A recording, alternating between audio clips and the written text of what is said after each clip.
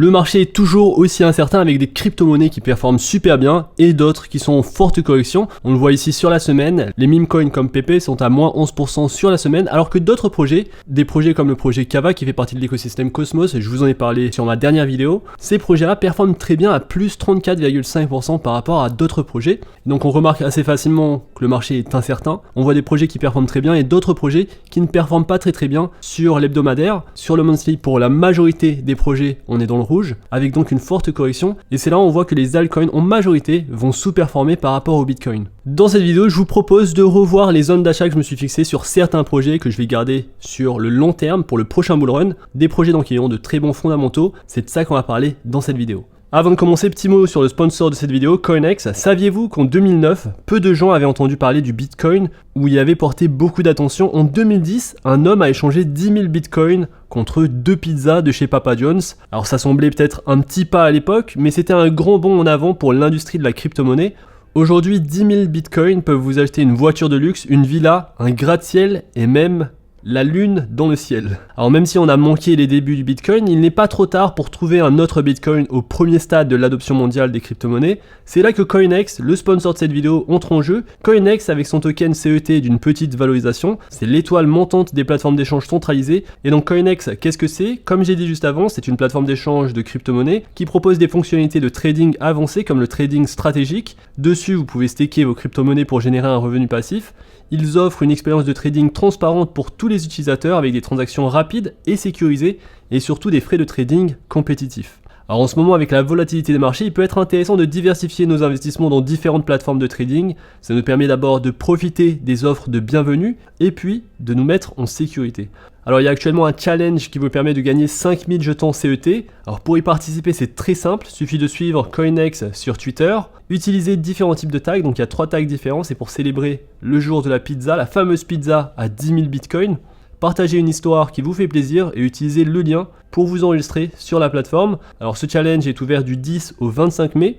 Donc si vous souhaitez recevoir des jetons gratuitement, n'hésitez pas à participer à ce challenge, je vous mets tous les liens dans la description. Alors les nouveaux inscrits pourront même recevoir des récompenses supplémentaires. Donc si vous n'avez pas de compte CoinEx, vous allez pouvoir profiter d'une plateforme facilement accessible, possédant plus de 705 crypto-monnaies. Et avec l'adoption mondiale des crypto-monnaies qui continue de croître, CoinEx est bien positionné pour devenir une plateforme de référence. Salut à tous et bienvenue dans cette nouvelle vidéo avec un Bitcoin à 27 072 $. Alors sur le graphe des 4 heures, on est sur un Bitcoin qui n'est pas encore en zone de support. La zone des supports est aux alentours des 26 700 $, la zone de résistance à 28 900 $ et la zone d'invalidation de cette tendance à la hausse serait en dessous des 25 300 $.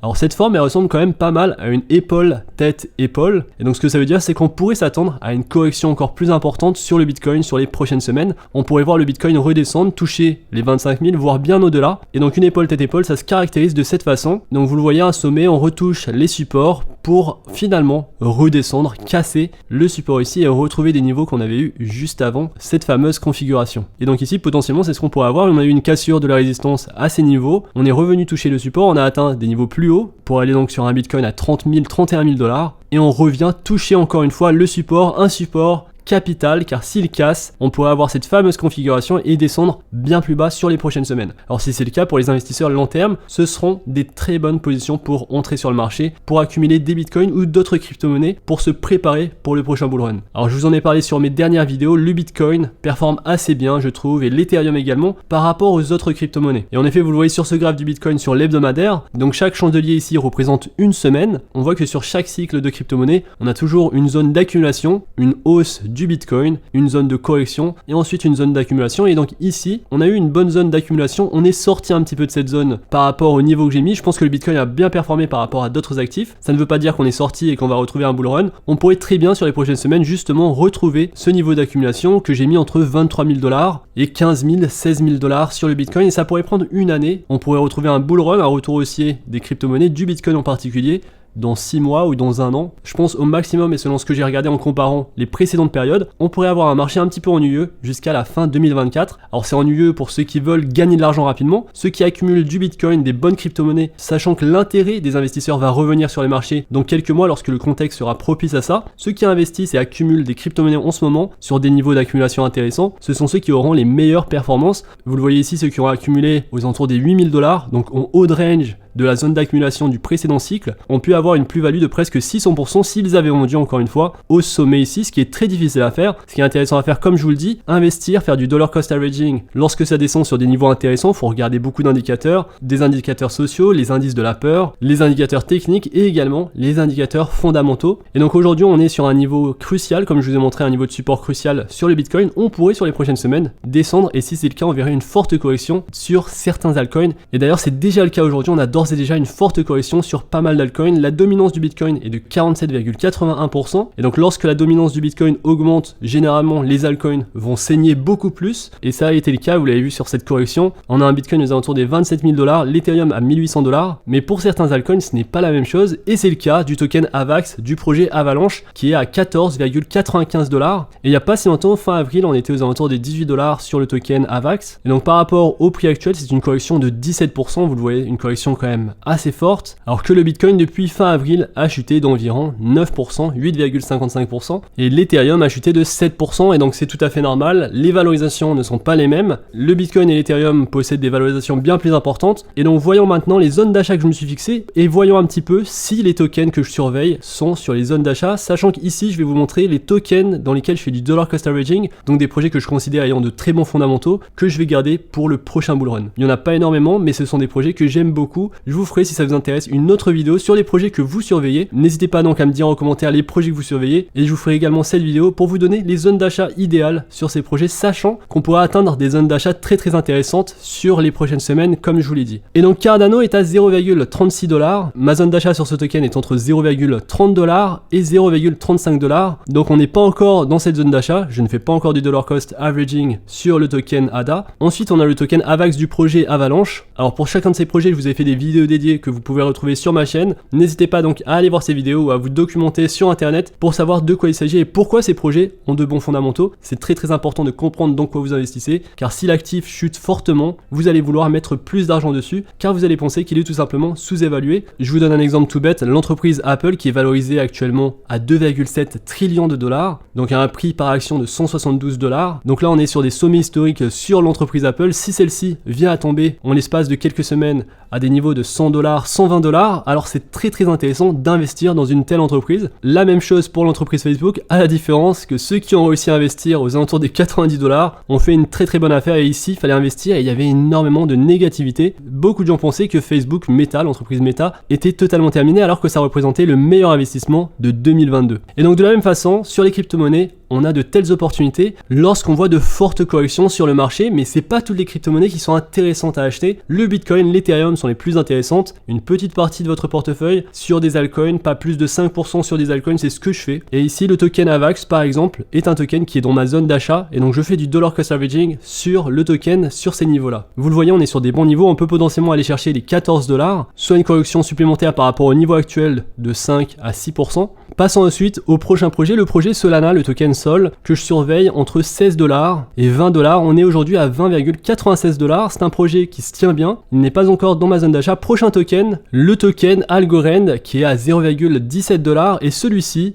est totalement dans ma zone d'achat, il est même en bas de range. On avait touché d'ailleurs le support que je m'étais mis à 0,15 $, et donc pour moi entre 0,15 $ et 0,22 $, c'est intéressant de faire du dollar cost averaging sur ce projet, mais ici c'est encore plus intéressant de le faire car on est en bas de range sur cette zone d'accumulation, et on pourrait donc potentiellement retrouver des sommets qu'on avait eu en 2021 où le token était monté à 1,97 $, et la prochaine résistance sur ce projet, la résistance importante sur ce projet, elle est à 0,5 $, soit une plus-value potentielle de 178% par rapport au niveau actuel. Et donc ces performances, comme je l'ai dit, elles vont pas arriver tout de suite, ce sera pour le prochain bull run, c'est de l'accumulation qu'on fait. Autre projet qui est dans ma zone d'achat, c'est le projet NIR Protocol, de token NIR. On est ici sur un token qui a fortement baissé au cours des dernières semaines. Mi-avril, donc le mois passé, on était monté à 2,31 $, et aujourd'hui on est à 1,66 $, et donc c'est une correction de 28%, et c'est pour ça que c'est important d'acheter dans des zones d'accumulation, des zones d'achat, car si vous aviez acheté sur ce niveau de support important aux alentours des 1,66 $, et que le token serait monté à 2,38 $, ce serait une plus-value de 44% sur un altcoin dans un marché encore incertain. Et donc le token NIR, c'est également un token dans lequel je fais du dollar cost averaging, un projet qui a de très bons fondamentaux et qui a fortement corrigé. Et donc je profite de cette correction pour mettre quelques billets que je vais garder sur le long terme. Alors historiquement, le token était monté à 17 $.